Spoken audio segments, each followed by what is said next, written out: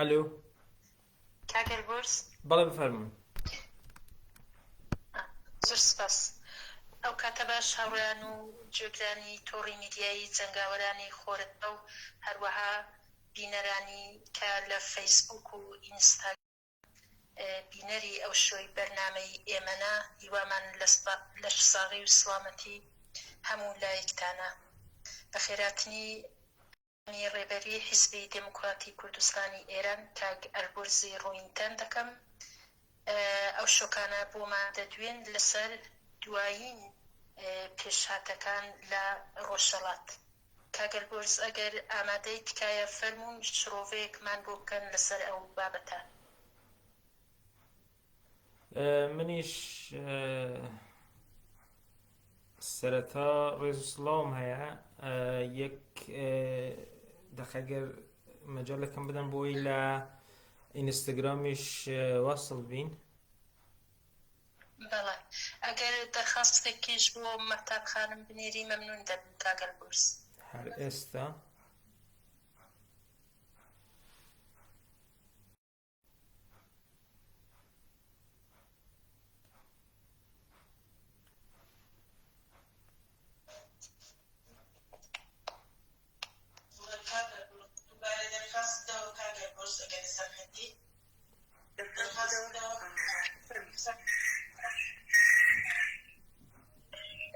کاگەر بۆرس ئێستا تەواوە، ئێستا وەسڵین پێم وایە.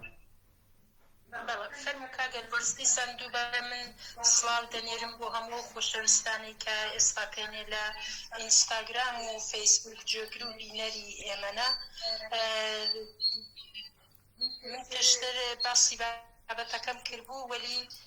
ئەو خۆشەویستانە لە وەسڵ نەبوون ئێمە بۆیە جوان لێ نەبوو. بابەتی ئەو شۆ ئێمە پێشهاتەکانی دوایین پێشهاتەکانی ڕۆژهەڵاتە کە ئەندامی ڕێبەری حیزبی دموکراتی کوردستانی ئێران کاگەر بۆرس ئەو شۆکانە بۆمان دەدوێن. فەرموو تکایە کاگەر بۆرس. من سەرەتا بەسەری ڕێز دانەوەندن لە بەرامبەر هەموو شەهیدانی ڕێگەی ڕزگاری خوازی گەلەکەمان، لە بەرامبەر ئەو هەموو قارەمانیەتەی کە ئێستا لە کوردستان لە شوێنی جیاواز بە شێوەی جیاواز بەردەوامە. ئەوەی کە ئێستا ئێمە لە کوردستان دەبینین وەکو کە پێشتریش زۆر بە شکلی جیاواز دیتومانەوە تا ئێستاش هەر بەردەوامە و تا خەبات بۆ گەیشتن بە ئازادی و ڕزگاری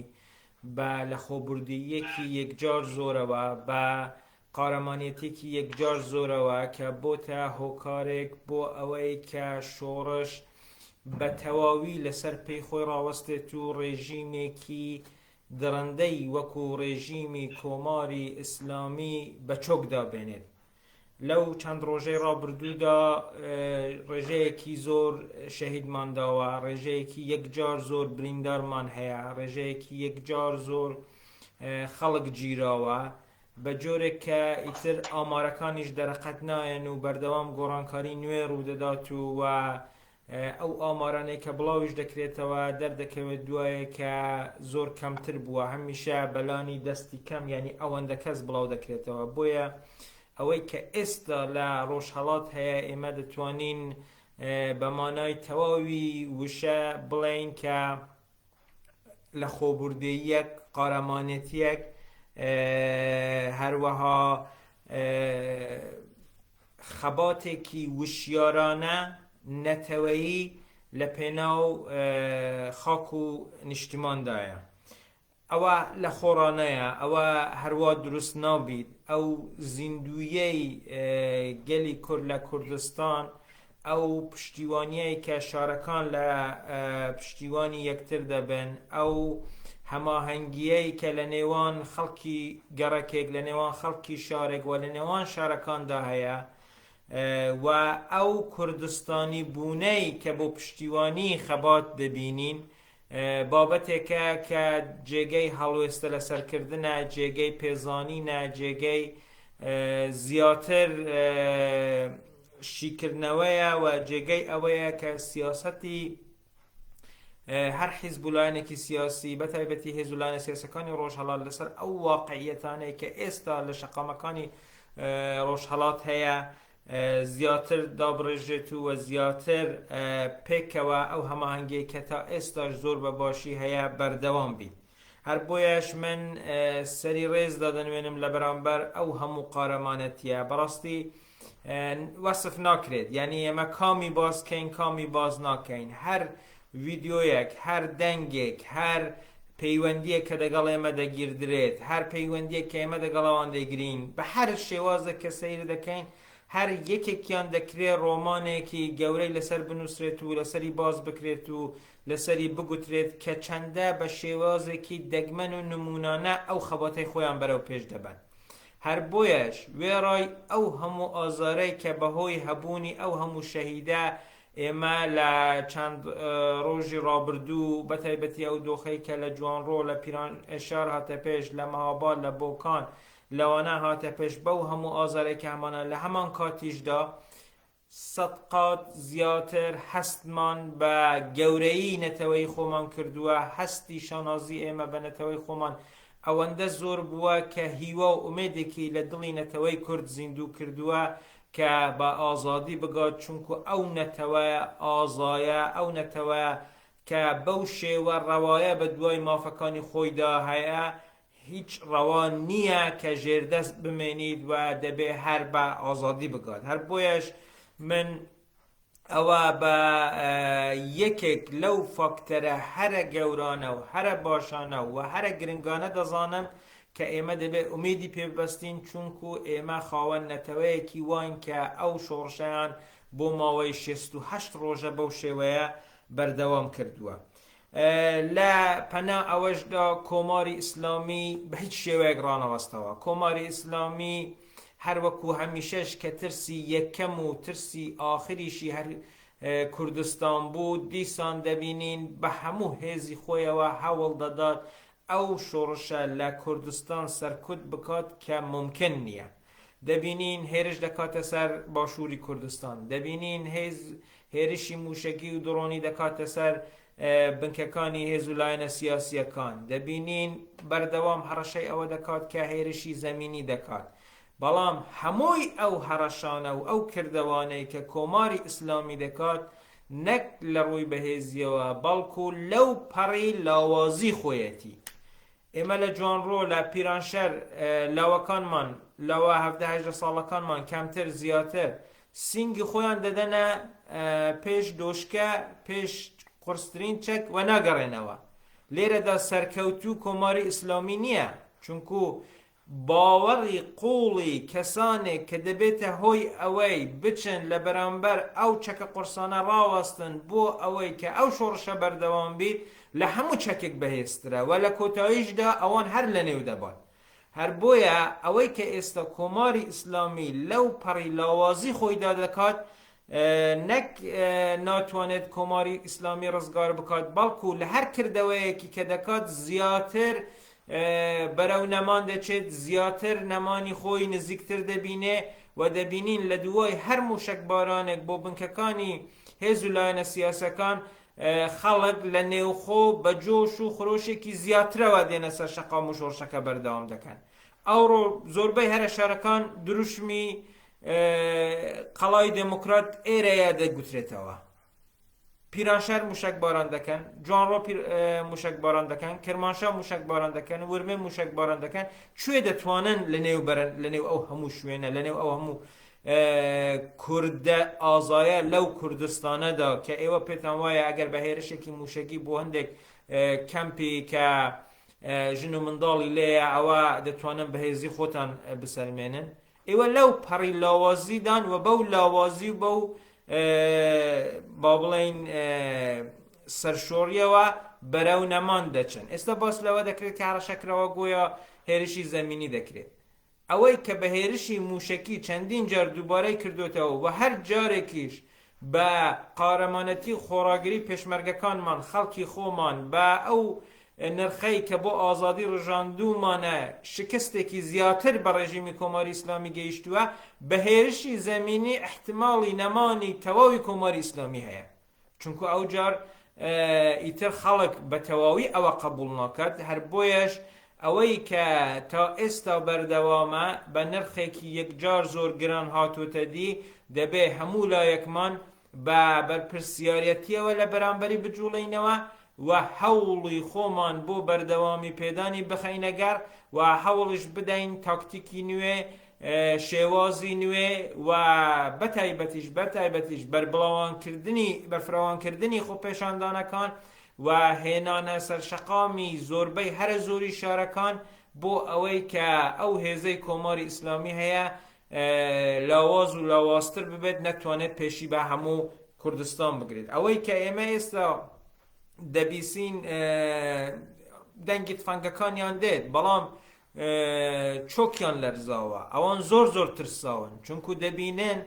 دوای 68 ڕۆژ دوای ئەو هەموو پیلانە دوای 43 ساڵ ئامادەکاری تەنیا بۆ ئەوەی ناڕەزایەتی خەڵک سەرکوت بکەن ئێستا ئەمڕۆ لەم چرکەیە کە من قسە دەکەم لە بەشێکی بەرچاوی شارەکان چالاکی هەیە و خۆپێشاندانەکان بە شێوازی جیاواز بەردەوامن و ئەوانە بوونەتە هۆی ئەوەی کە کۆماری ئیسلامی لە لاوازیدا بێت کەواتە ئەگەر بەو هەموو ئامادەکاریە کە کۆماری ئیسلامی کردوێتی بەو هەموو تێچوویە کە کۆماری ئیسلامی تەرخان دەکات تەنیا و بەتایبەتی بۆ ئەو شوێنانەی وەکو کوردستان و بەلوچستان کە خەباتەکەیان بمبڕ بکات دەبینین خەبات نەک بمبڕ نابیت ئەوڕۆ بەهێسترە لە دوێنێ بەهێسترە لە پێرێ نیشان دەدات کە سبەیش زۆر بەهێستر دەبیت لە ئەوڕۆ و تا کۆتایی و نەمانی ئەو کۆمارە نگریسە ئەو کۆمارە جنایەتکارە بەردەوام دەبیت و لە کۆتاییشدا ئازادی بۆ خەڵکی خۆمان بەدیدێنی لایەکی دیکەی ئەو باسە گواستنەوەی ئەو چاڵەکانە بۆ شارەکانی دیکەی ئێرانە و بەتایبەتیش لێرەدا چاوەڕوانێکی یەکجار زۆر لە تاران هەیە من نامەوێت زۆر لەسەر ئەو مەسەلای بچم چونکو بەشێکی زۆری ئەوانەی کە ئێمە دەبین و دەبیستن لە هاوڵاتیانی هاونیشتیمانیانی کوردن بەڵام ئەوەی دەمەوێت بڵێم ئەوەیە کە ڕاستە ئەو چاوەڕوانیە هەیە بەتایبەتی لاوانی نێوخۆی کوردستان و دواتریش ناوەندی هاوکاری بانگەوازیان داوە کە لە سەی سەرماوەز ئەو پشتگیریە بە شێوەیەکی ڕسمی لە هەموو شارەکانی کوردستان بۆ پشتیوانی کوردستان دیاری بکرێت بە هیوای ئەوەی کە ئەو بابەتە لەو شارانە بە شێوەیەکی بەربڵاو بخرێتە بەرچاو و ئەوانش ئەرکی خۆیان بەدەست بێنن ئەوە نەک تەنیا بۆ پشتیوانی کوردستان بۆ ڕزگاری خۆشیانە کەواتە ئێمە ئێستا کە باس لەوەی دەکەین دەڵێن بۆ پشتیوانی کوردستان ئێمە وەکو کوردستان هەمیشە خەمی خۆمان هەڵمان گرتووە و هەمیشە هەر خۆمان لە خەمی خۆمان بەخاوەن دەرکەوتوون و خەباتی خۆشمان هەر خۆمان بەردەوام دەکەین بەڵام بۆ ئەوەی کە ئەوانش بە ڕزگاری بگەن بۆ ئەوەی کە ئەوانش لەو دیکتاتۆریە ڕزگار ببن پێویستی بەوەی هەیە کە ئەو خەباتە لە شارەکانی ئەوان بە شێوەیەکی شێرگیرتر بەردەوام بێت و بەتایبەتی لە شاری تاران ئێوە تەسەور بکەن ئەو دەیان هزار کەسەی کە لە سەقز لە مەهاباد لە پیرانشار لە شارێکی بچووکی وەکو پیرانشار دەردەکەویت ئەگەر بەدەیان هزار کەسی وە لە شاری وەکو تاران دەربکەویت کە دەبێتە ڕێژەیەکی زۆر کەم لەو حەشیمەتەی کە لەوێ دەژیت دەتوانن شەقامێکی گرنگی وەکو شەقامی پاستۆر دەستی بەسەر بگرن و ئازاد بکەن لەو دام و دەستگایەی کە لەوێدا تەنیا پیلانی کوشتنی لاوەکان دەجێردرێت هەر بۆیەش پێویستە ئەو بابەتە بەتایبەتی ئەو دوای ئەو بانگەوازەی کە ناوەندی هاوکاری داویەتی و لە بە پشتیوانی لاوەکانی نێوخۆی کوردستاندا ئەو بابەتە باسکراوە لە ڕۆژی سێی سەرماوەز باشتر بخرێتە بەرچاو بە هیوای ئەوەی کە ئەو بانگەوازە بتەجی من نامەوێت زۆر قسە بکەم ئەوەی ڕاستی پێم خۆشە زیاتر وەڵامی پرسیارەکانی ئێوە بدەمەوە بەتایبەتی کە لە ڕێگەی ئینستاگرامی مەهتاب خانومیش کە لەسەر خەتین پێم باشە لەگەڵ خەڵکی خۆمان دیالۆگمان هەبێت بەڵام لە کۆتاییدا بابەتێک باز دەکەم ئێمە تا سەرکەوتن هەنگاوێکمان ماوە ئەو هەنگاوە بەنسبەت خەڵکی ڕاپەڕی و ئەوەیە کە خۆپێشاندانەکانی خۆیان بەرفراوان و بەرفراوانتر بکەن زۆر باش دەزانم زۆر ئەستەمە درک بەوەی دەکەم بەشی هەرە زۆری ئەو ڤیددیوانەی کە من دیومە ئەو جەنایەتانەی کە کۆماری ئیسلامی دەکات زۆر بەباشی دەزانم، زۆر ئەستەما، بەڵام ئەوە واقعەتێکیشە کە هەرچەند خۆپێشاندانەکان بەرفراوانتر بن پاراستنی لاوەکانمان ئەگەری زیاترە، یعنی دەتوانین باشتر گیانی لاوەکانی خۆمان، خەڵکی خۆمان، کچان و کوڕانی قارەمان بپارێزین، هەر بۆیەش بە بەرفراوانبوونی دەتوانین ئەو هێرشانەی کە دەکرێت باشتر، ئەو هێرشانەی کۆماری ئیسلامی باشتر بەرپەرش بێتەوە و بەتایبەتیش پێویستە خۆپێشاندەرانیش ئەو خۆپێشاندانانەی کە دەکەن تا ئێستا بەو شێوە بەردەوام بووە بە تاکتیکی جیاوازەوە بە چالاکی جیاوازەوە بەردەوام بکەن. لێرەدا پێویستە من ئەوەش بڵێم ئەگەر لە شوێنێک خۆپێشاندان نییە بەمانای ئەوە نییە کە ئیدی لەوێ بەتەوەی سەرکردکراوە، نا، لەوێش گورکانێک لەژێر خۆڵەمێشدا چاوەڕوانی بچووکترین دەرفەتە بۆ ئەوەی کە ناڕەزایەتی خۆی دەرببڕێت، لیان چالاکی جۆرا و جۆر لە دروشم نووسین، لە بەنێر بڵاوکردنەوە، لە هزار و یەک شێوازی دیکە کە خەڵکەکە بۆ خۆی دادەهێنێت و بۆ خۆی دەیکات و بۆ خۆی دەبێتە هۆی ئەوەی کە ببێتە ڕێگەیەک بۆ ئەوەی کە ئەو خۆپێشاندانانە بە شێوەی جیاواز بەردەوام بێت هەر هەیە. تەنانەت قوتابیانی قوتابخانەی سەرەتایی ئێستا وەکو شتێکی ئاسایی چۆن منداڵی هەر وڵاتێکی دنیا دەچی دیاری دەکات، یاریەکەی ئەوان ئەوەیە کە دێن وەکو خۆپێشاندان کۆ دەبنەوە دروشم دەدەن، ئەوە بۆ خۆی نیشان دەدات کە شۆڕش چۆن چۆتە نێوڕەگی ئەو خەڵکە، چۆن لە فکر و بیری ئەوان بەرجەستە بووە و هەر بۆیەش ئومێدی ئێمە بە سەرکەوتن دوو ئەوەندەی دیکە زیاتر دەکات. هەنگاوێکی دیکەی سەرکەوتن ئەوەیە کە ئۆپۆزیسیۆنی فارس بەتایبەتی ئۆپۆزیسیۆنی فارس بەرپرسیارانە بجوڵێتەوە، بەرنامەی ڕوون و ئاشکرای خۆی بەنسبەت داهاتووی ئێران دیاری بکات و ئەو بەرنامەیە پێشکەش بە خەڵک بکات و ئەوە ببێتە هۆی ئەوەی کە ئەوان باشتر بەرەو پیلی ئەو هەموو خۆپێشاندانە بچن و خەڵکیش ئەوان زیاتر وەردەگرێت و دەبێتە هۆی ئەوەی کە با بڵێن ئەو خۆپێشاندانانە بە هیوە ئومێدێکی زیاتر بەتایبەتی لە ناوچە ئێرانیەکان زیاتر بێت. و ئەوەی دیکەش کە دیسان ئەویش هەنگاوێکی دیکەیە بۆ سەرکەوتن ئۆپۆزیسیۆنی کووردە کە بە خۆشیەوە بە شادیەوە دەتوانم ئەوە بڵێم کە بەرپرسیارانە جوڵاوەتەوە، هەموو هەوڵی خۆی داوە کە ئەو شۆڕشە بەردەوام بکرێت، زیاد بکرێت، باشتر بکرێت، هاوکاری بکرێت، بەرژەوەندیە حزبیەکان کەسایەتیەکان وەلا بنرێت بۆ ئەوەی کە شۆڕشی خەڵکی خۆمان لە نێوخۆ بەرفراوانتر بیت. ئەوە نیشان دەدات کە حیزبەکان و لایەنە سیاسیەکان بەتایبەتی بە بەرپرسیارەتیەوە دەجوڵێنەوە کە بەو شێوەیە هەموو غەمی بەردەوامی ئەو شۆڕشیان هەیە و بە هیوای ئەوەی کە ئەو هەوڵانەی ئەوانیش هەر بەو شێوازە بەردەوام بێت و لە چوارچێوەی بەرنامەی ڕوونە ئاشکرا بۆ ئەگەرە جیاوازەکان بخرێتە بەرچاوی خەڵکو بۆ ئەوەی پێکەوە بەردەوام بین. ئێمە دەبێ هەموو ئەگەرێک بگرینە بەرچاو. ئەگەر تاران نەهاتە سەرخات ئێمە ئەو خەباتێکە لە کوردستان هەیە هەروە بەجێناڵی، ئێمە خەباتی خۆمان دەبێ بەردەوام بکەین، چونکو چارەنووسی خۆمان تەنیا دەبێت بە خۆمان ببەستینەوە نەک بە هیچ لایەنێکی دیکە. ئەوە سیاسەتی ئێمەیە کە هەموو لایەنەکان بێنە سەرخەت، ئەوە هەوڵی ئێمەیە کە هەموو لایەنەکان پێکەوە بە قبولکردنی یەکتر بەوەلەنانی ئەو شێوازە بیرکردنەوەی کە لە ماوەی 100 ساڵی ڕابردوو هەبووە و هیچ قازانجێکی نەک بە کورد هەر بە ئێرانیەکانیش نەگەیاندووە وەلا بنین و بین بە شێوازێکی نوێ بیر بکەینەوە. ئێمە لەگەڵ ئەو شێوازە فکرەداین، بەڵام ئەگەر هاتو ئەو هەوڵانەی ئێمەش نەیتوانی کە بە ئامانج بگات ئەو کات ئەوە ڕێگای خەباتی خۆمان وەکو ملەتی کورد لەسەر هیچ کەس ڕاناوەستێت و خەباتی خۆمان وەکو ملەتی کورد هەر دەبێت بەردەوام بێت، هەر وەکو پێشتریش ئەو کاتێک کە ئێمە لە سەرەتای شۆڕشی گەلانی ئێران بە دژی کۆماری ئیسلامی خەباتمان کرد، زۆربەی لایەنەکان خەباتیان نەکرد، ئێمە تەنیا ماینەوە، بەڵام چونکو حەقی ملەتی کورد دابین نەبوو خەباتەکەی بەردەوام بوو و ئێستاش وایە سبەی ژوا دەبیت. بەڵام سەرەڕای هەمووی ئەو مێژوویە کە هەمانە دیسان ئێمە حەوڵی خۆمان بۆ ئەوەی کە هەموو لایەنەکان هەموو شارەکان هەموو نەتەوەکان پێکەوە خەباتی خۆمان بەردەوام بکەین هەر بەردەوامە. کام یەک لەو سێ هەنگاوانەی کە باسم کرد ڕوودەدات کامیان لە پێش ئەوی دیکە دەبیت دیار نییە،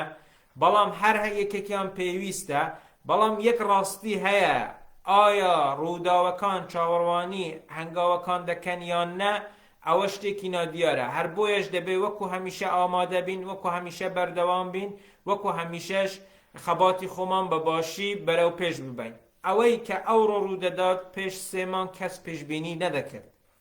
ئەوەی کە سبەیش ڕوودەدات دەبێت بەو بیرەوە خەباتی خۆمان ئیدامە بدەین کە ممکنە بۆ خەڵکی ئەوڕۆ ئەسلەن هەر پێشبینی نەکرەوە. هەر بۆیەش بەهەزکردن بەوەی کە ڕووداوەکان خێران ئامادەی ئێمە دەبێتە هۆی ئەوەی کە ئێمە باشتر خەباتی خۆمان بەرەو پێش ببین. دیسان سەری ڕێز دادەنوێنم بۆ بنەماڵی سەربەرزی شەهیدان. بە شانازی دەزانم ئەوڕۆ لە خزمەت دوو کچی شەهیدیشدا. پێویستە من لێرەدا ئەوەش ئاماژە پێ بکەم کە ئەوەی کە ئێمە دەبینین لە شوێنی جیاواز هەر یەکێکمان لە وڵاتێک، هەر یەکێکمان لە شوێنێک لە شارێک، بەڵام خەم و هەموو فکر و بیر و هزری ئێمە بۆتە کوردستان، ئەوەش نیشانەی ئەو یەکگرتوویەیە کە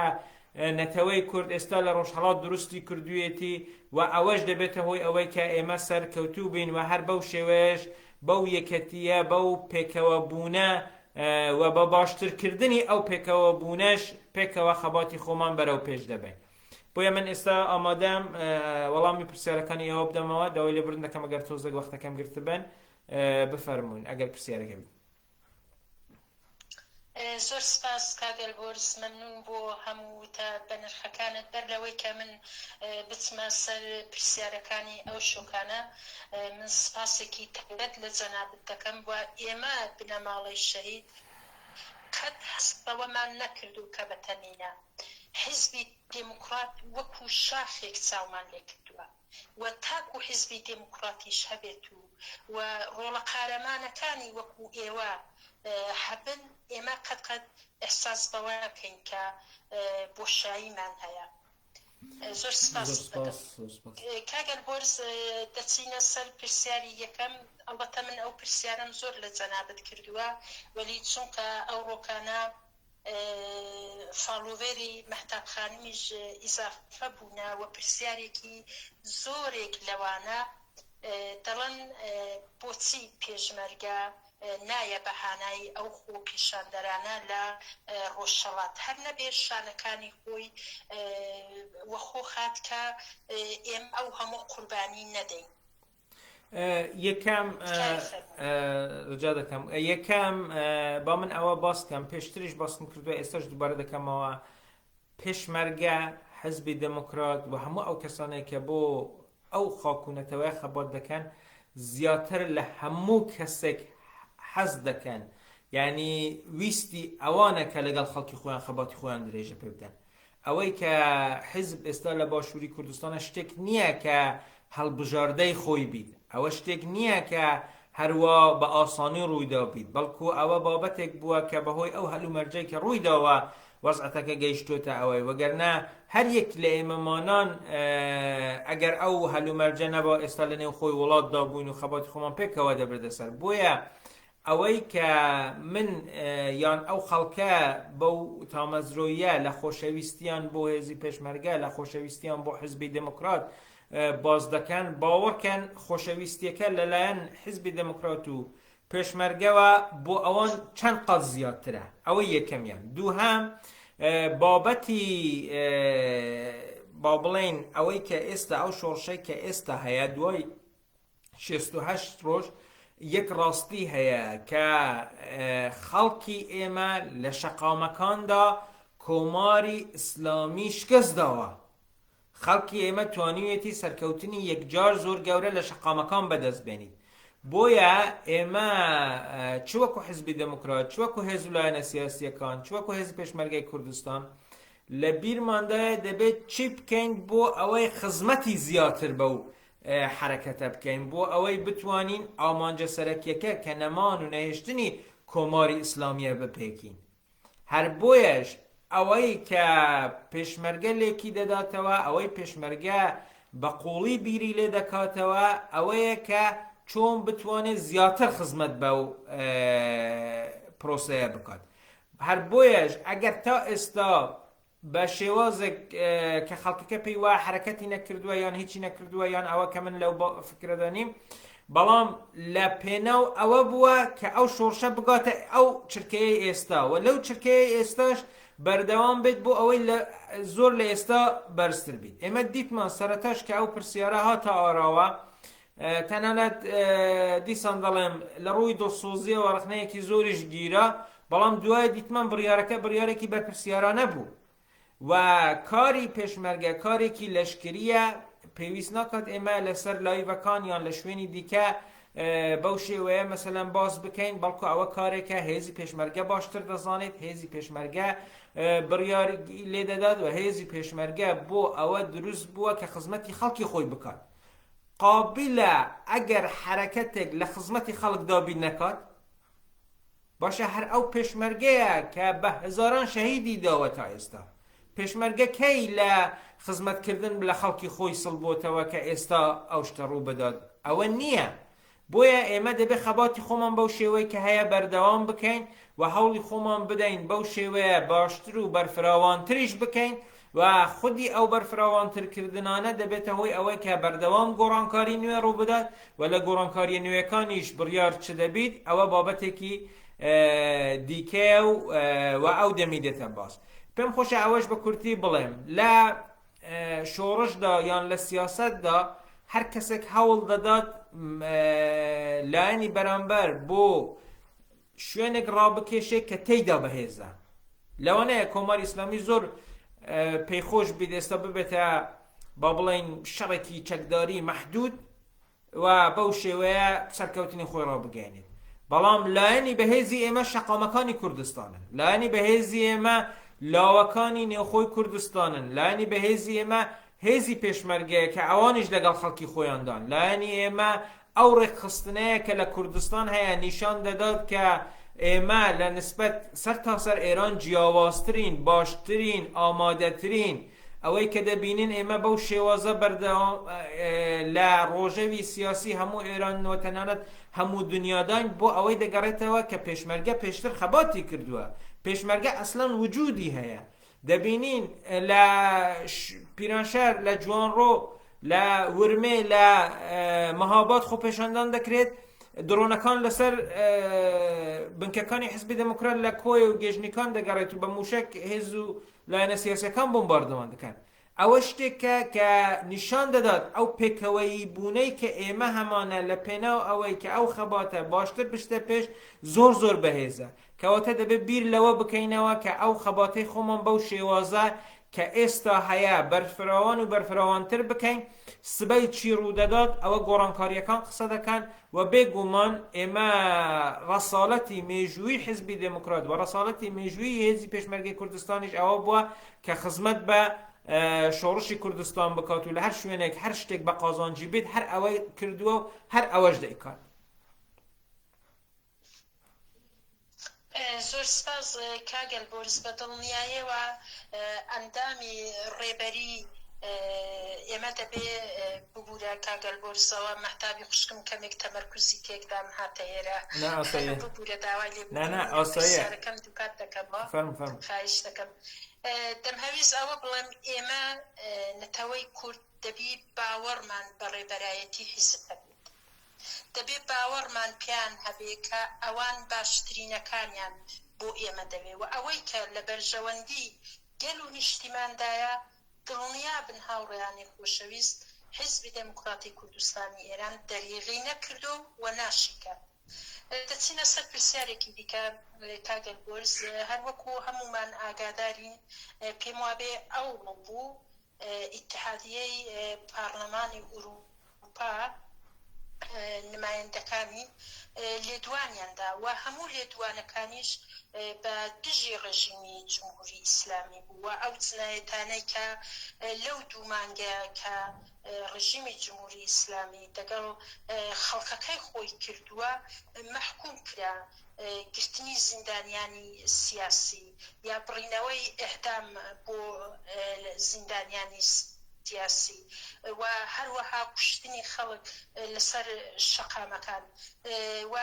شتێک کە زۆر من پێی دڵخۆش بووم داوایان کرد کە سپای گروهەکی سپای تێرۆریستی پاسداران بخەنە ناو لیستی تێرۆرەوە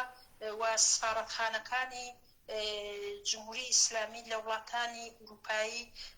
سفارەتەکانیان لێدا بخەن تا چەندە ئەوە وانەک بێت کاکە حەمەلی دەبێت داوایان کردووە ئەندام پارلەمانەکان داوایان کردووە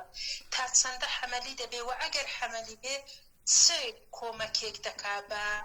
شۆڕشی ئێرە هەروەکو پێشترش من باسم کرد ئەوەی کە ئەوڕۆ ڕوو دەدات بەنسبەت ناوەند و ئەو لایەنە سیاسیانەی ئوروپایی بە شێوەیەکی گشتی جیاوازە لەوەی دوو مانگ پێش ئێستا تەنانەت بە ماوەش جیاوازە لە 10 ڕۆژ پێش ئێستاش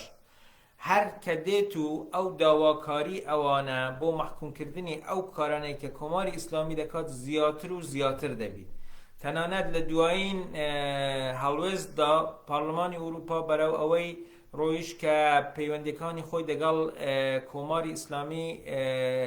ڕابگرێت تا ڕادێک بەڵام من دیسان دەگەڕێمەوە سەر ئەو ئەسلەی هەمووی ئەوانە باشن جێگای دەستخۆشین دەبێ ئێمە زیاتر بەرەو پیلیان بچین بۆ ئەوەی زیاتر و زیاتر ببیت بەڵام تا بە ئەو چرکێش هەنگاوێکی کردەوەیی سەرەکی نەکراوە بەشێک لەو ئەندام پارلەمانانەی کە دێن مەحکوم دەکەن دیسان جێگەی ڕێزە ئەمە لە ئۆپۆزیسیۆندا لە حکوومەتەکانی خۆیاندا یان لە پەرلەمانی ئوروپادا لە ئۆپۆزیسیۆندان بۆیە بەو شێوازە ڕاستە دەنگی ئێمە دەنگی شۆڕشی ئێمە بەوان گەیشتووە بەڵام ئەوانیش تەنیا وەکو ئەرکێکی با بڵێن ئەخلاقی پشتگیری دەکەن ئەما ئەگەر بگەڕێتەوە سەر وڵاتەکان ئێمە تا بە ئێستاش نەماندیتووە کە باڵوێزخانەکانی کۆماری ئیسلامی دابخرێن ئێمە تا بە ئێستاش نەماندیتووە باڵوێزەکانی خۆیان لە کۆماری ئیسلامیدا لە ئێراندا بکشێنەوە ئەوە یەکەمین هەنگاوی کردەوەیە ڕاستە ئەو دیالۆگانەی کە بەنسبەت ڕێکەوتنامەی بەرجام هەبوون ئەوانیش خەلەلێکی زۆریان تێکەوت ئەوانیش ڕاوەستان و ئەوانیش بوونەتە هۆی ئەوەی کە چاو با بڵێن گوێیان لەسەر ئەو شۆڕشە بێت تا بەرەو کوێ دەڕوات بەڵام دیسانیش ئەو هەنگاوە کردەوەیە جددیانە کە دەبێتە هۆی ئەوەی ئێران گۆشاری زۆرتر و زۆرتری بۆ بێت تا ئێستاش بە شێوەیەکی زۆر بەر چاو ئێمە نایبینین تەنانەت دەڵێن ئێمە چاودێری وەزعەکەی دەکەین ئێمە بە دوای ئەوەدان کە بچین زیاتر مەسەلەن بۆ نمونە سپای پاسداران دەخەنە لیستی تێرۆرەوە بیخەن یان نەخەن هەر تیرۆر دەکات عیبەکە ئەوەیە کە تا ئێستا تیرۆریان نەکردووە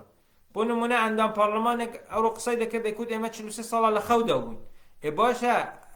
پرسیار ئەوەیە ئەمە لەو 43 ساڵە بەردەوام دووبارەمان کردووە کە ئەو سیاسەتەی ئێوە گرتوتانە بەر هەڵایە یعنی ئێستاش ئەو هەنگاوە کردەوەیە پێویستانە کە دەبێ هەبین نییە بەڵام با یەکشت بڵێن هەرچەند ئەوەی کە ئێستا گۆڕانکاری ڕووداوە نەتیجەی ئەو خەباتەیە کە لە نێوخۆیە ئەو خەباتەی نێوخۆ چەند بەرفراوانتر بیت ئەو وڵاتانەش ئەوەندە زیاتر بە قازانجی خەڵک بڕیاری نوێ دەردەکەن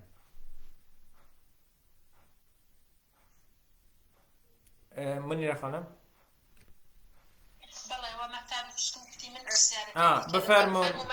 بفەرماتەوە لە دەستپێکی بەرنامەکەدا هیچ بە من نەدا بە خێراتن دەکەم کاتیان دروست بوو ئەو بەرنامەیە و هەروە بە خێراتی هاوڕێیانیش دەکەم ئەو هاوڕێیانەی کە وا بەشدارن و سەرخۆشی خۆشی ئاراستەی گەلی کوردستان دەکەم هیوادارم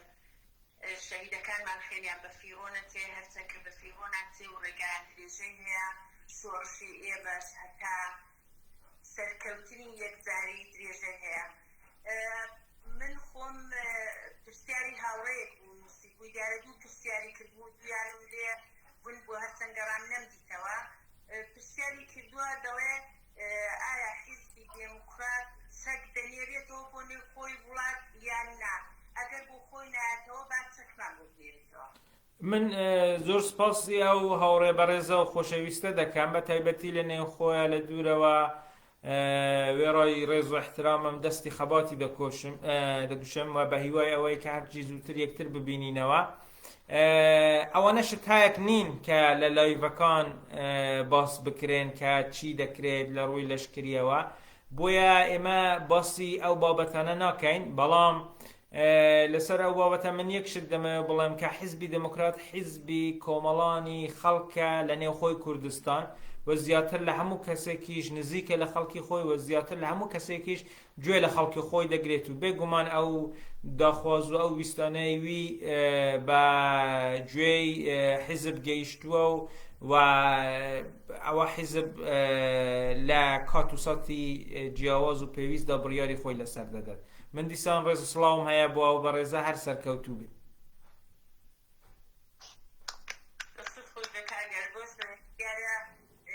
منیر خانم پرسیارەکانی من ئەو کردوێتی من هیچ پرسیارێکی دیکەم نیە گەر هاوڕێک پرسیاری هەیە کا بنووسن ئەمن لێرە پێشکەشی کاگەلبۆسی دەکەم لێرە ئێوە وەڵامەکانتان بەردەگرنەوە. زۆر خۆشحاڵ دەبم منیش ئەگەر پرسیارێکە بیت وەڵامیان بدەمەوە و دیسان ڕێز و احترامشم هەیە بۆ هەمویان. ئەوەی کە لەسەرتەش قسە نەکرد خەتای من بوو، من داوای لێبوردنتان لێ دەکەم ماتەقەڵم. تەمان نادەکەم، خواهش دەکەم تکایە. فەرموو منیر خانم ئەگەر لەسەر هێڵن فەرموو. زۆر سپاس، مەمنون. پێما بێ کاگەلبۆر زۆر شۆکانە دەبێت شەڕێک لەگەڵ مەتاب خانم بکەین. نا ئێمە بە ئاشتی شتەکانی خۆمان چارەسەر دەکەین. نا ئیزن بۆ خۆی صاحب اختیارە، وەلی لە کاتی پێشکەشکردنی بەرنامەیەک کە بەڕاستی بەرنامەکە لەسەر تلەیزیۆن بڵاو نابێتەوە، هەر کەسە گوشێکی پێیە و ناکرێت دوو نەفەریش هەمزەمان بێن ناتوانین بە خێراتنی میوان بکەین، وەلی ئەو کاتێکە لە اختیار مەحتابخانەدا دەبێت دەتوانێت سڵاوی خۆشی بنێرێ و پرسیاری خۆشی بکات. ئەوەشە بۆ ڕوونکردنەوەی خۆشەویستان. کاگەل بۆ دەچینە سەر پرسیارێکی دیکە، ئێوە لە شڕوڤەکەتاندا فەرمووتان یەک هەنگاومان ماوە بۆ سەرکەوتن. ئەو هەنگاوە چۆن دەبێت ئۆپۆزیسیۆنی جاچ کوردی بێت چێ فارس بێت فەرق ناکە، هەمووی ئۆپۆزیسیۆنی دژ بە ڕێژیمی جمهوری ئیسلامی دەبێت کارێک بکەن کە ئەو هەنگاوە زووتر بگاتە ئامانج. خەڵکەکە دەبێت چۆن ئامۆژگاری بکەن، چون بەڕاستی ئێستا کەینە گلی لە تاران زۆرە دەڵێن تارانەکان بۆ هەڵماستن و ئەو جۆرەی کە لەگەڵ هاوڕێیانی تارانی لە ئیرتباط دامەت دەڵێن تاران شارێکی زۆر زۆر گەورەیە، خەڵکەکە یەکتر ناناسێ، باوەڕت بە یەکتر ناکا، وەکو کوردستان شارەکانی چکۆڵەترن خەڵکەکە باشتر یەکتر دەناسێ، وەلی لە تاران وانە. ئێوە پێشنیارێکتان هەیە بۆ خەڵکی تاران کە باوەڕ بە یەکتر بێنن و کارێک بکەن کە ئەو ترسان لە نێودا بڕژێت، ئەو بێ ئیحتیمادیە لاچێت و بێنە دەرێ، هەرچەنە شۆکانە و دوێنێ شەوێ شاتوونەتە درێ، وەلی بە شێوازێکی بەرچاو نییە. یەکەم ئەو هەنگاوانەی کە من باسم کرد لەسەر قۆناغدا بوون، یەکێکیان بەنسبەت ئۆپۆزیسیۆنی هەموو ئێران و بەتایبەتی ئۆپۆزیسیۆنی فارسیە، یەکێکیان بەنسبەت خەڵکی ڕاوپەڕیوە کە بەتایبەتی لە تاران ئەوانە خوپێشاندانەکانی خۆیان زۆر بەرفراوانتر بکەن، و یەکێکیشیان بەنسبەت ئۆپۆزیسیۆنی کوردیە کە تا ئێستا ئەرکی خۆیەوەی لە دەستی هاتووە کردوێتی، بەڵام چاوەڕانیمان زیاترە و دەبێت زیاتریش بیکات. بەڵام یەک شتی دیکەشم باس کرد، ئەو هەنگاوانە چەند زووتر بکرێن ئەوەندە هاوکاری زیاتری شۆڕش دەکرێت، بەڵام کام هەنگاو پێش کامی دیکە دەکرێت، کامیان چاوەڕوانی ئەوە دیکە دەکرێت، ئەوە دیار نییە و ممکنە سبەی ڕووداوێک یان بابەتێک بێتە ئاراوە کە بە تەواوی لەگەڵ ئەوەی ئێستا جیاوازە. بۆیە ئێمە دەبێت بەو شێوازە بڕوانینە ئەو ڕووداوانەی کە ئێستا ڕوودەدەن و لە داهاتووشدا زیاتر ڕوودەدەن،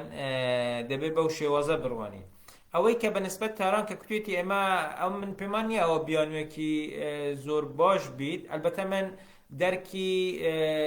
دۆخی نێوخۆی ئێران و هێزە نظامیەکانی کۆماری ئیسلامی دەکەم، من دەرکی ئەتلاعات دەکەم، من دەرکی با بڵێ حراست و ئەتلاعاتی سپا و سپای پاسداران و یێگانی ویژە و نیروی تایبەت بەسەرکوتی خەڵک و هەمووی ئەوانە کە ئێران کۆماری ئیسلامی ئەو هەموو هەوڵەی خۆی هەموو تەنیا لەبەر ئەوەی داوە کە بتوانێت ئەوانە بەهێز بکات، هەمووی ئەوانە باش دەزانن. بەڵام لە عینی کاتیشدا ئەم پێم وایە ئەگەر دێنە سەر شەقام هەرزوو بەرەی خەڵک و بەرەی دەسەڵات یان بەرەی ڕێژیم لێک جیاواز دەبیتەوە، بۆیە ئەو دەمی ئیدی پێویست بە یەکتر ناکات. با من لێرە ئەوەش بڵێم هەموو ئەو لاوانەی کە لە کوردستان دەچنە شەقام لەوانەیە هەندێکیان هەر بۆ یەک جاریش یەکتریان نەدیت بێت، بەڵام دەچن کە دەچنە شەقام چونکو هەمویان یەک ئامانجیان هەیە، بیر و هزریان بەنسبەت شۆڕش یەکشتە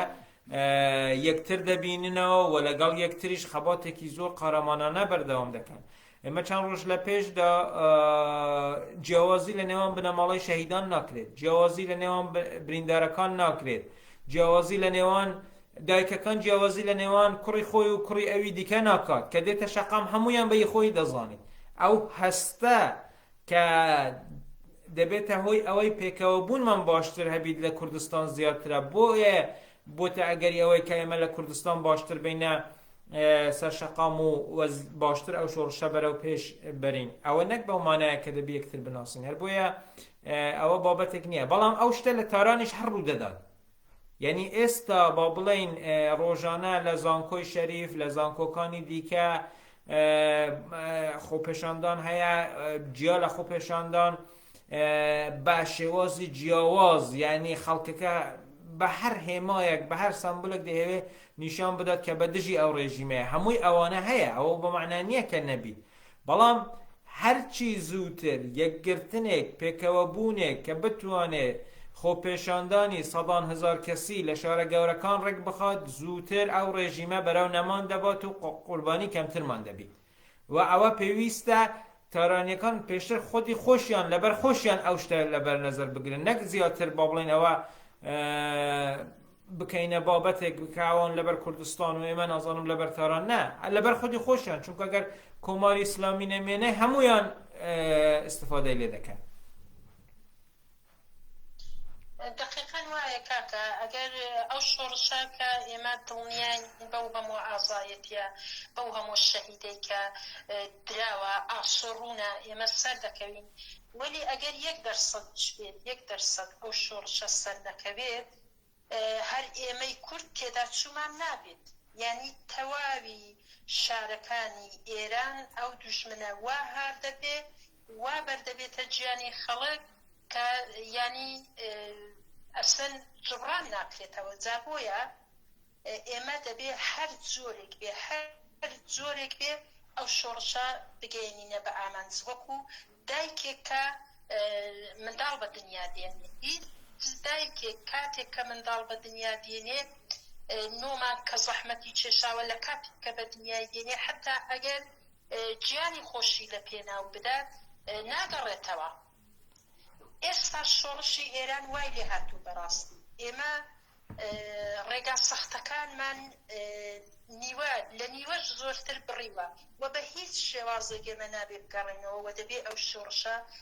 سەر بکەوێت. کاگەل بۆرز من پرسیارم نەماوە، نازانم ئەگەر مەحتابی پشتم پرسیاری هەبێت، ئەگەر جەنابیشت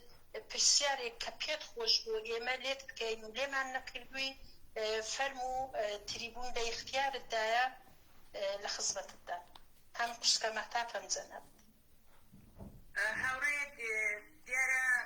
ئەو پرسیاریە و هاوڕێی ئێمە بەرپشتی ڕاگەیاندن نینە، نەکادەل بزیش بەرپشتی ڕاگەیاندنە. پرسیاری کردووە سڵاو بەڕێزان، من دەپرسم ناکرێ ڕاگەیاندراوی حیزب زیاتر گەرم و گۆڕتر بکرێت بە تایبەت کورکەناو، یعنی زیاتر وتار و توێز پێشکەش بکە.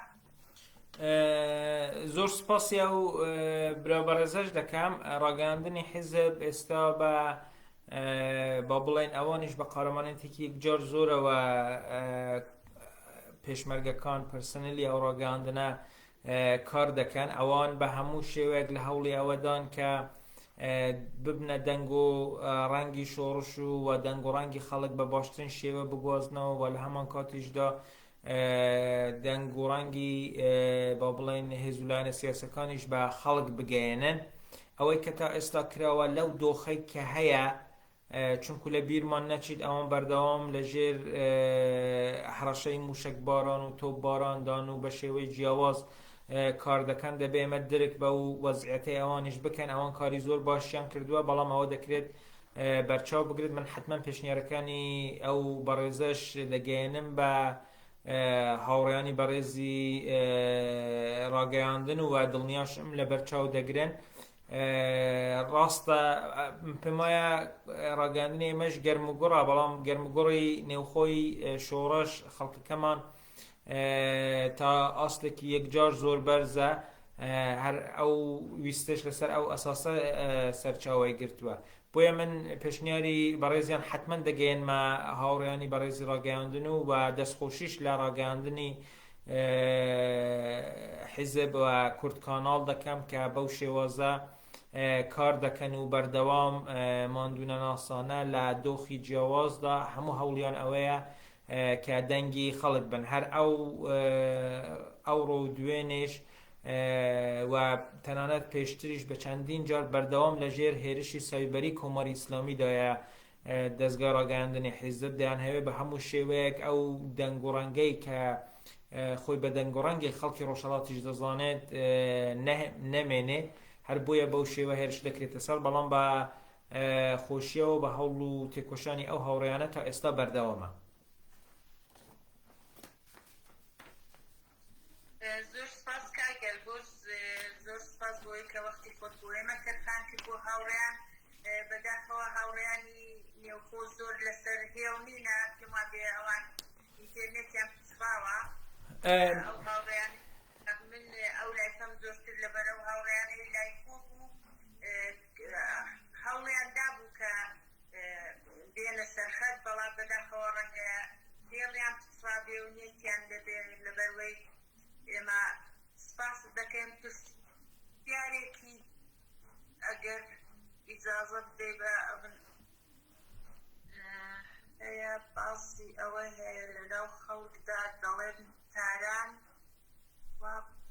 بەداخەوە کوردەکەی زۆر باسی تارانی کردو نازانم تاران خەڵکی تاران نازانم سیۆڵایی دوانە من لە پرسیاری ئەو هاوڕێی حاڵی نەبوو ئەگەر دەکرێ ئەو پرسیارەیە بە فارسی بنووسی باشترە چون کوردەکەت هەر کوردەکەی زۆر کاگەلبۆرز ئەگەر ئیجازە بدەن من چاوێکی لێ بکەم چونە من کوردی نووسینی ئەو هاوڵانە باش حاڵی دەبم ئەگەر بە هەڵەش بنووسن من بچم لای مەحتابی بچکن چاوێکی لێ بکەم ئەگەر ئیسم بفەرمە سپاس دەزانم ئێستا لە نێوخۆ ئینتەرنێتیش پچراوە بە تایبەتی با بڵێن لەو شارانەی کە چالاکی هەیە زوو ئینتەرنێتەکە قەت دەکەن ئەما ئەوە کە هەر دەمێنێت دەتوانن هاوڕێیان لەوێدا سەیر بکەن و ئەگەر پرسیاری وەڵامی پرسیاری خۆیان وەرنەگرت بێتەوە دەکرێت دواتریش بۆمان بنێرن و ئێمە لە خزمەت خەڵکی خۆمان داین و خۆمان بە بەرپرسیار دەزانین بۆ وەڵامدانەوەی ئەوان بەڵێ پرسیارەکە سوێتی سڵاو پرسیارێکم هەیە ئەو باسانەی کە هەیە لەناو خەڵکدا کە دەڵێن تاران وات و واچی ئەوانەی خەڵکی تارانش دەڵێن ئێمە سەقامی سۆڵ نەکردووە بەهۆی ئەو هۆکارانە نەبینراوە ناڕزایەتیەکانی ئێمە بەڵێ پرس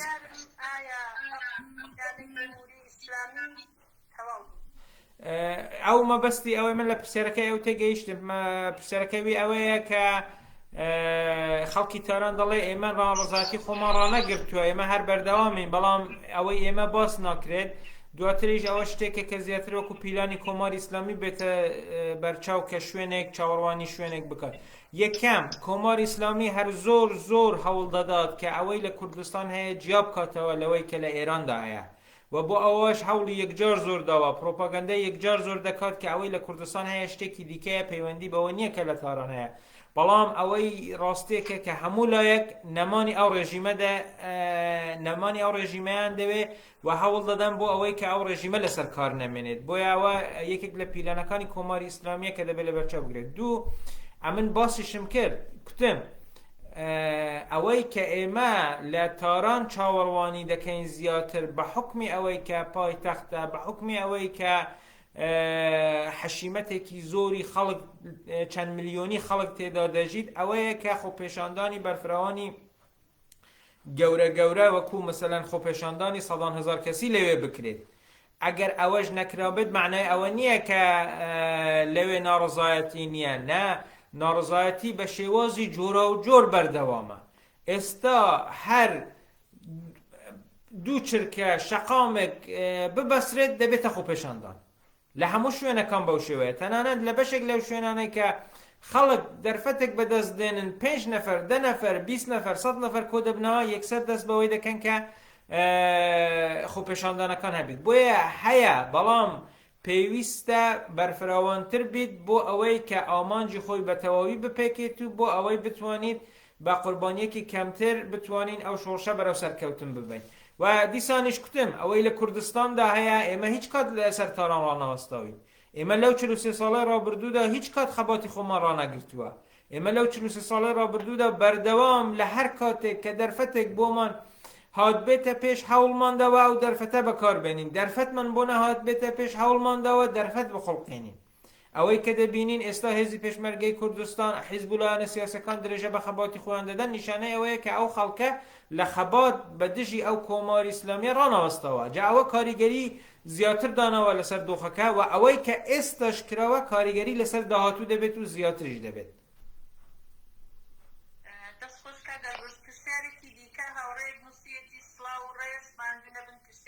من ئەوەیە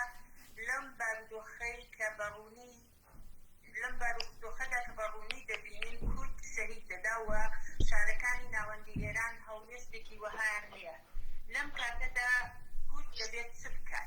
ئەوەی کە پێویستە لەسەر کورد خەباتی خۆی بە شێوەیەکی شێلگیرتر بە شێوەیەکی بەرفراوانتر بە شێوەیەکی باشتر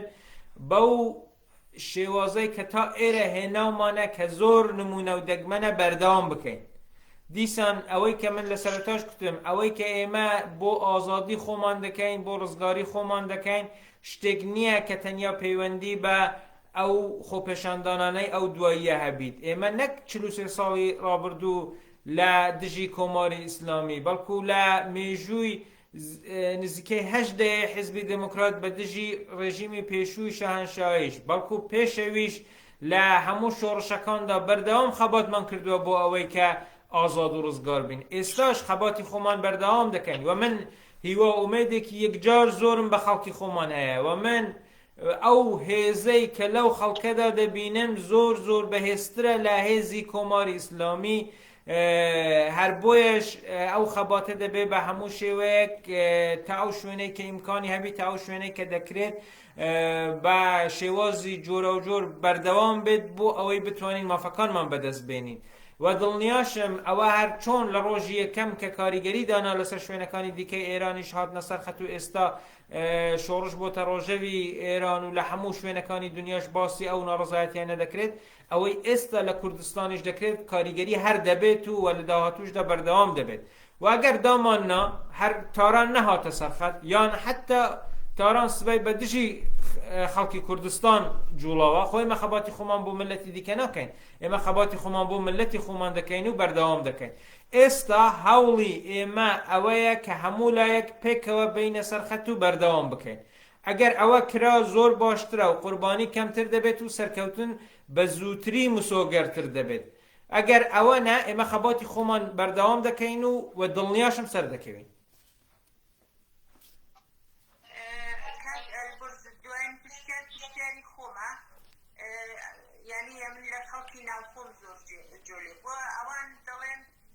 بەدەستی خاڵینە لە کوردستان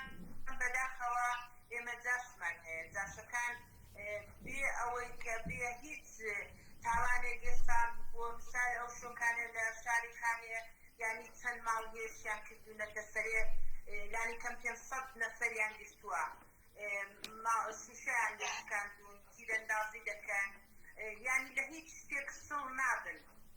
بەڵام لە شارە عەجەمەکان لە تاران وانە یعنی ئەو شتە ڕووی نەداوە خەڵک دەڵێ ئێمە دەستمان خاڵیە تاکەم جێمە دەتوانین بە دەستی خاڵی بەرەنگاری تفەنگ بینەوە تفەنگ یعنی ئەوان مەنزوریانەوەیە تفەنگ لە بەرابەری تفەنگدا ئەگە دەستمان خاڵی نەبێ مە هەموو شتێکمان پێ دەکرێ بەڵام بە دەستی خاڵی چۆن ئەمە جوابی تفەنگ بدەینەوە یەکەمیان ئەوەی کە دەبینین لە کوردستان بەو شێوە سەرکوت هەیە و لە شوێنەکانی دیکە بەو شێوە نییە یان لە بەلوچستان هەیە بەڵام لە شوێنەکانی دیکە نییە نیشانەی ئەوەیە ئەگەر کۆماری ئیسلامی بۆ تێهرانیەک دیکتاتۆرێک بیت بۆ ئێمە دیکتاتۆر و داگیرکەرە ئەوە نیشان دەدات کە هەڵسوکەوتی داگیرکەرانەشی هەیە بەنسبەت کوردستان هەر بۆیە بەنسبەت کۆماری ئیسلامی دوژمنە و دوژمنیش ئەوەی پێی کرابێت کردوویەتی و ئەوەی پێشی دەکرێت دەیکات و بەردەوام دەبێت بەنسبەت جاشەکان ئەوە ڕای شخصی خۆمە من دی هیچی دیکە ناڵم چونکو تا بە ئەو چرکێش بەردەوام داوایان لێکراوە کە بەرەی سەرشۆڕی بەجێ بێڵن بێن بگەنە بەرەی سەربڵندی و سەربەرزی بەرەی خەڵک تا ئێستاش داوایان لێکراوە کە ئەو ڕێگەی کە گرتوویانە بەر ڕێگەیە کە لە هەر حاڵ و کارێکدا هەر سەرشۆڕی پێوەیە تەنانەت ئەگەر بۆ ماوەیەکی کورتش پێیان وابی دەتوانن سەرکەوتوو بن خۆ لەو ماوە کورتە سەربڵند نین لەو ماوە کورتش ئەگەر سەرکەوتنیش بەدەست بێنن دیسان هەر سەرشۆڕن دیسان ئەوانیش هەر ژێردەستەی با بڵین پاسدارێکی تێرانین یان کەسێکن کە تاران بەباشی دەزانێت ئەگەر هەر کارێکیش بکەن جا بۆیە ئەوە بە هەزاران جار بۆیان گوتراوەتەوە بە هەزاران جار پێیان کوتراوە و بەشێک لەوانش پەشیمان بوونەتەوە و هاتوونەتە ڕێزی خەڵک و خەڵکیش بە ڕۆحی گەورە وەریان گرتووە لێیان بەڵام ئەیدی ئەوەی هەتا ئێستاش ئامادە نەبیت بێتە ڕێزی بەرەی خەڵکی سەربڵند ئەوە دیارە پێخۆشە بای ئەوەندەیە کە سەرشۆڕ ببیت و سەرشۆڕ بمێنێت و سەرشۆڕش بمریت ئەوەی کە لە ژیانی خۆیدا بڕیاری ئەوەی دابێت کە بە سەرشۆڕی بمریت ئیدی هیچ شتێکی بۆ ناکرێت و ئەوە ئینسانیەت لە دەستی ئەوەندا با بڵێن هەر ئەوەندەیە و هەر ئەوەندەشی لێ حاڵین بەڵام بەنسبەت ئەوەی کە کوتی ئێمە چەکمان لەدەست نییە ئێوە چەکتان لەدەست نییە ئەمە باوەڕینگ و ئەوەندە بەهێزە کە ئەوانی شکست داوە پێتان وانە بیت کە ئەوان ئێستا سەرکەوتون نا ئەوان شکستێکی یەکجار زۆر گەورەیان خواردووە ئێوە سەربڵندن لە وڵاتی خۆتان چه سەرکەوتنێک لەوەی گەورەتر کام جاش ئێستا هەست دەکات لە کوردستان سەربڵندە یان بە ئاسوودەیی ژیانی ڕۆژانەی خۆی دەباتە سەرێ و ناشتوانیت بکات چونکو لە بەرامبەر ملەتی خۆی سەرشۆڕە سەرکەوتنێک لەوەی گەورەتر نییە هەر ئەو سەرکەوتنەش دەبیتە هۆی ئەوەی کە ئێوە سەرکەوتوو بن و کوردستان ئازاد بکەن لە بیرتان نەبیت ئەوەی کە ئەو چەکە و ئەو جاشە و ئەو وەزعەتەی کە ئێستا هەیە 3 مانگ پێش ئێستاش هەبوو 4 مانگ پێش ئێستاش هەبوو بەڵام ئێستا کەی لە شکەستدایە ئەوان کەواتە ئەو باوەڕی کە ئێوە هەتانە ئەو پێکەوە بوونەی کە ئێوە هەتانە ئەو یەکگرتووی کە ئێوە هەتانە ئەوەندە بەرزە ئەوەندە بە نرخە کە ئەوان بە تێکڕایی تێک دەشکێنیت با من یەک شتی دیکە بڵێم لە ڤیدیۆکانیشدا زۆر دیتومانە و زۆر جواب دەبینین تاکی جاش ڕاوەستەوە دانیشتووە سێرەی تفەنگ لە جوانێک دەگریت کە هیچی لەدەستدانە باشە هەردامان ناو جاشە کاری خۆی کرد باوەڕکەن دیسان ئەو جوانە سەرکەوتووە چونکو ئەو ئازایەتیە کە لەو جوانەیدا هەیە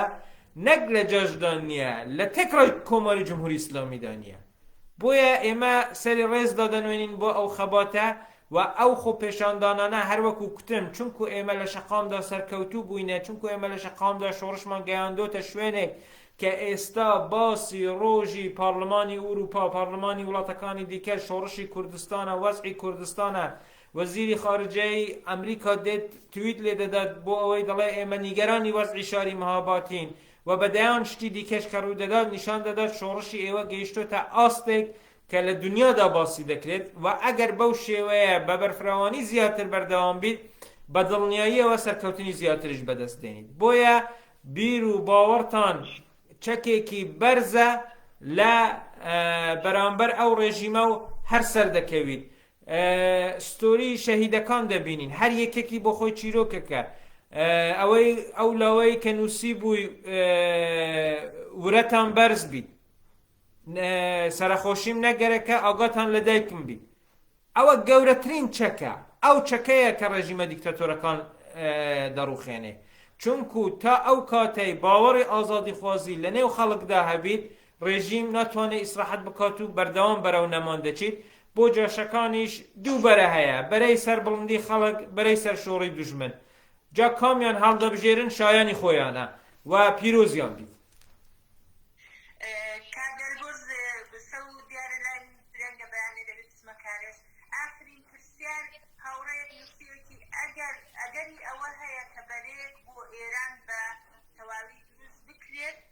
تا چ ڕادێت کە مجاهیدین و کوڕی شای زۆربەی ئۆپۆزیسیۆنی ئێران بگرێتەوە حەوڵ یەکجار زۆر هەیە بۆ ئەو بابەتە بەتایبەتی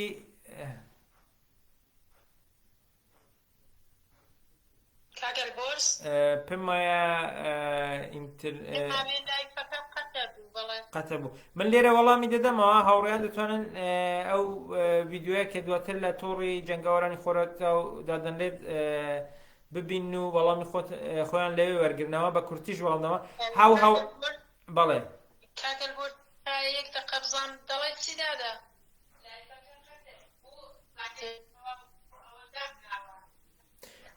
کێشە نییە ئەو لای بە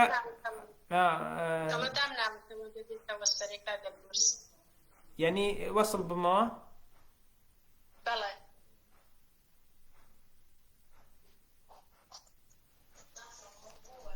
ساکت کرد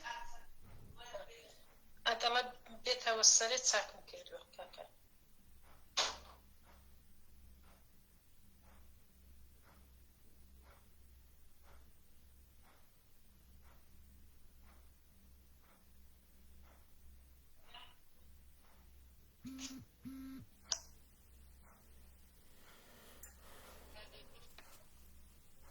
من ناتوانم وەسڵ بمەوە نازانم بوو خوشکە مەحتاب دەڵە ناتوانم وەسڵ بمەوە وەڵڵا کاگەلبۆرس لێرە وەڵام دەداتەوە دوای لە جەنگاوەرانی خۆرەتاو بڵاو دەبێتەوە دەتوانن پێیوەست بن بە جەنگاوەرانی خۆرەتاو ئەوانەی کە لە گروپ نین زۆر ڕاستە دەتوان لەوێ پرسیارەکە بەنسبەتەوە بوو کە ئایا ئۆپۆزیسیۆنێکی سەراسەری دروست دەبێت یان نا هەوڵێکی زۆر هەیە بەتایبەتی لەو هەوڵانەش کورد زیاتر لە هەموو لایەک هەوڵ دەدات و هەوڵی داوە کە ئەو ئۆپۆزیسیۆنە دروست بیت بەڵام هەر لایەنە و ئایدۆلۆژی تایبەتی خۆی هەیە دەبێت بیر و ئایدۆلۆژی خۆیان زیاتر وەلاو بنێن و بەرەو ئێرانێکی دموکراتیک بێن ئەوەش جا ئەو هێزانەی کە قبوڵی دەکەن ڕێکەوتن لەگەڵیان ئاسانە و هەوڵ و تێکۆشان بەردەوامە ئەوانەی کە قبوڵیشی ناکەن ئەوە ڕێکەوتن لەگەڵیان زەحمەتە بەڵام خەڵکی ئێران چاوەڕوانی ئەو دروستبوونی ئۆپۆزیسیۆنەی نەکرد کە ئەو شۆڕشەی دەست پێ کرد گەلانی ئێران چاوەڕوانی ئەوانیش ناکەن و شۆڕشی خۆیان بەردەوام دەکەن ئەگەر ئەوان ئامادە نەبن ئەو ئۆپۆزیسیۆنە دروستکەن ئەوە ئۆپۆزیسیۆنەکە زەرەر دەکات و لە کۆتاییدا ئەوەی کە با بڵێن هێزی کوردیە لە شوێنی خۆیە ئەرکی خۆی بەڕێوە دەبات ئەوانیش خەڵکەکە ئەو کۆمارە لە کۆتاییدا بەرەو ڕووخان دەبات ئیدی داهاتوویەکە چۆن دەبیت ئەوە لە ئێستادا زۆر ڕوون و دیار نییە بەڵام بە هیوای ئەوەی کە ئەو بابەتەش بێتە دی کاگەلبۆرس هەرچەند من کوتم پرسیارم تەواو بووە وەلی پرسیارێک هاتووە دەڵێن ئەگەر ئەعزابی ڕۆژهەڵاتی هەمووی ئەعزابی ڕۆژهەڵاتی یەک وتەبێژیان هەبێت لەنێو خۆیان داوا پێک بێن کە